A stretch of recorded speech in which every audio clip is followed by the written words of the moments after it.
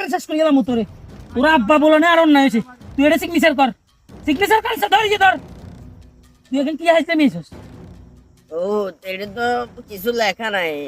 আমার কথা কাজ লেখা নেই তোর সিগনেচার দিবি লাগছে সিগনেচার দে তুই সাদা কাগজ তাই কিনলে সিগনেচার কি রে কাকা আন্দর কলেজে ধরলো কিনলেই আরে ভাতিজা এলাকাতে যেখানে হাত ধুয়ে উঠেছে